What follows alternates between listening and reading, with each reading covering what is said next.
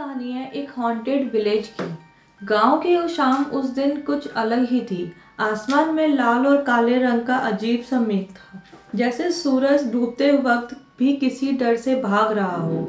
नेहा जब अपनी नानी के घर के आंगन में खड़ी थी, उसने महसूस किया कि हवा बिल्कुल शांत होते हुए भी भारी सी लग रही थी, जैसे उसमें कोई अनकही कहानी घुली हो। दूर खेतों के उस पार एक पुरानी हवेली अंधेरे में आधी डूबी हुई नजर आ रही थी। उसकी टूट चुकी छत, अंधेरे से भरे झरोके और दीवारों पर उग चुकी काली बेल उसी किसी जिंदा चीज जैसा बना रही थी। गांव के लोग उस तरफ देखते ही अपनी नजरें हटा लेते थे, जैसे सिर्फ देख लेना भी कोई गुनाह हो।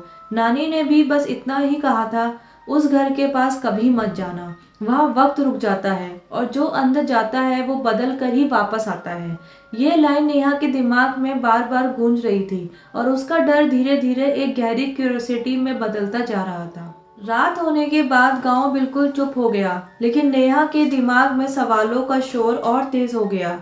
उसे नींद नहीं आ रही थी, जैसे कोई उसे बार बार उसी जगह रखता हो, जैसे कोई उसे बुला रहा हो। आखिरकार उसने हार मान ली और वो डिसाइड किया कि वो आज उस हवेली का सच जानकर ही रहेगी। रात ही 11 बजे जब घर के सब लोग सो चुके थे, नेहा धीरे से उठी, दरवाजा बिना आवाज के खोला और बाहर निकल गई।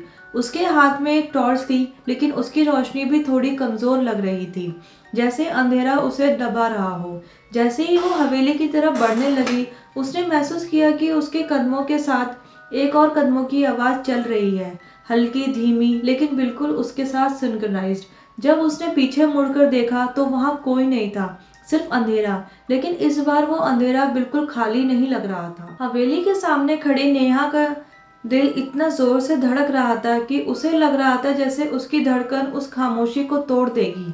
दरवाजा आधा खुला था और उसकी चारनियों से आती क्रीक की आवाज हवा में गूंज रही थी, जैसे वो घर सालों बंद किसी मेहमान का स्वागत कर रहा हो। जैसे ही नेहा ने दरवाजा धक्का देकर पूरा खोला और अंदर कदम रखा, एक ठंडी सड़ी हुई हवा उसके चेहरे से टकराई, जैसे मिट्टी, पुरानी लकड़ी और कुछ और अजीब सा मिला था। जैसे पुरानी यादें सड़ चुकी थी।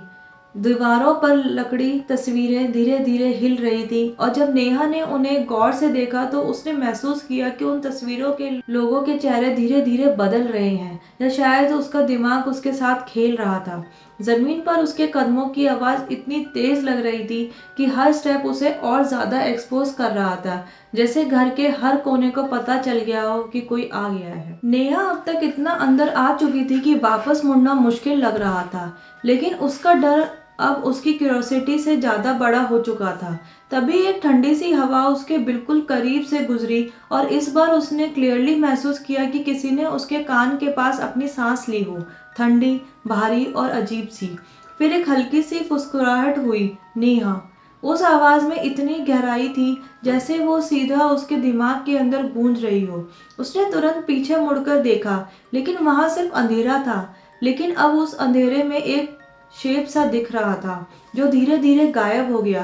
तभी एक कमरे के अंदर से हल्की सी पीली रोशनी चमकी और उसके साथ एक धीमी सी रोने की आवाज सुनाई दी, जो धीरे धीरे एक करुण चीख में बदल गई। जैसे कि नेहा उस दरवाजे के पास पहुंची, वो अपने आप धीरे से खुल गया, बिना किसी के छुए। कमरे के अंदर का माहौल इतना ठंडा था कि नेहा की सांसें धुंध बनकर बाहर आ रही थीं।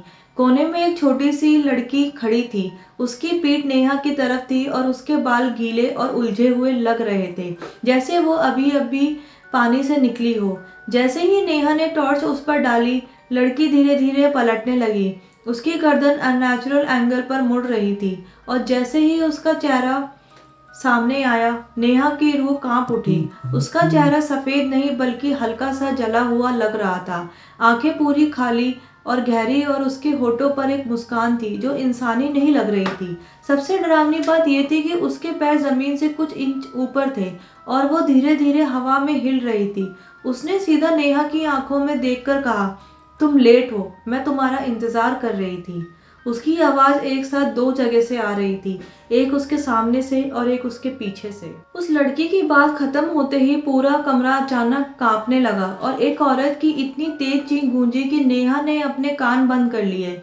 मेरी बेटी को छोड़ो। उस आवाज में इतना दर्द था कि लग रहा था जैसे वो सालों से चलती आ रही हो। अचानक कमरे की दीवारों पर जलने की निशान उभरने लगे, जैसे कोई पुरानी आग फिर से जिंदा हो रही हो।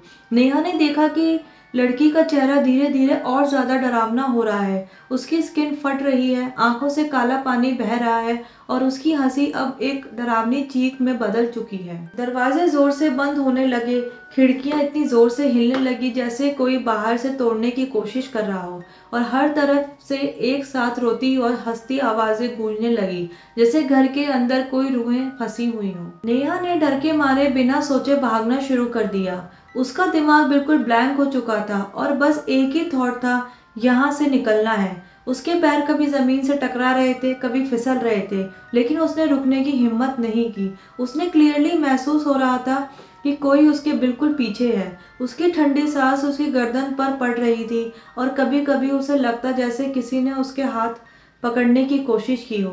एक पल के लिए उसने पीछे देखा और उसका खून जम गया। वो लड़की अब उसके पीछे नहीं चल रही थी, बल्कि सीधे हवा में तेज रफ्तार से उसकी तरफ आ रही थी। उसका चेहरा पूरी तरह से विकृत हो चुका था। नेहा ने अपनी पूरी ताकत लगा दी और आखिरकार हवेली के दरवाजे से बाहर निकल गई। बाहर आकर भी नेहा का डर कभी कम नहीं हुआ। उसकी सांसें तेज चल रही थी और उसका दिल अब भी कंट्रोल में नहीं आ रहा था।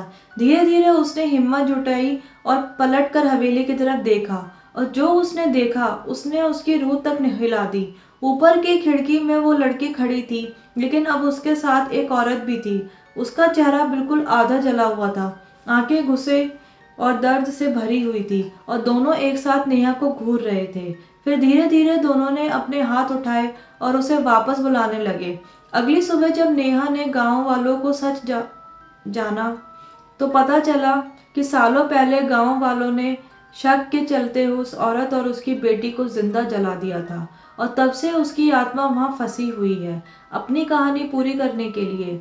लेकिन असली खौफ तब शुरू हुआ जब कुछ दिन बाद नेहा ने अपने कमरे के अंधेरे में एक हल्की सी परछाई देखी और उसके कान के पास एक आवाज गूंजी, अब तुम भी हो हमारे साथ।